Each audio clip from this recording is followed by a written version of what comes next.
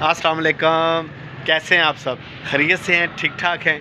अच्छा यार, मैंने आप सब से ना एक बात शेयर करनी है। वो लोग, वो मर्द, वो बच्चे, वो ख़वातीन जो घर के अंदर रहती हैं, काम काज करती हैं, खाना बनाती हैं, डस्टिंग करती हैं, झाड़ू पोछा लगाती हैं, बर्तन धोती हैं, हांडियाँ वगैरह बनाती हैं, तो वो थक जाती हैं और थकने के बाद उनके कमर में ना बहुत शदीद दर्द होता है। तो इसके लिए ना आप सबके लिए एक ख़ास होम रेमेडी है। मैंने सोचा मैं व्लॉग के साथ साथ आपको ना वो भी बता दूं।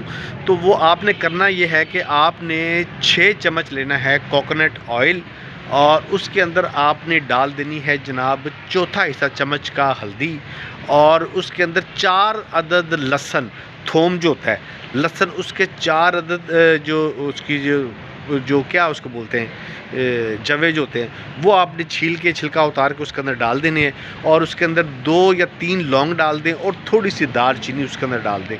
उसके बाद जनाब आपने उसको नीम हल्की सी आंच के ऊपर आपने उसको रख देना है चूल्हे पे, और जब वो उसके अंदर हल्का सा बॉयल आने लगे उसको उतार दें।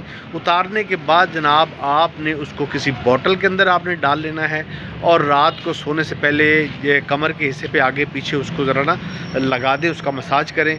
पहले ही दिन इंशाल्लाह ताला आपको बहुत ज़बरदस्त उसका रिजल्ट मिलेगा।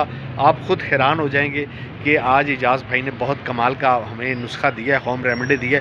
इसको इस्तेमाल करें, जिनको भी है बेफ़िक्र होकर इस्तेमाल। इसका कोई भी साइड इफ़ेक्ट नहीं है, कोई भी मसला नहीं है, लेकिन आराम आएगा बहुत फ़ौरी तौर पे।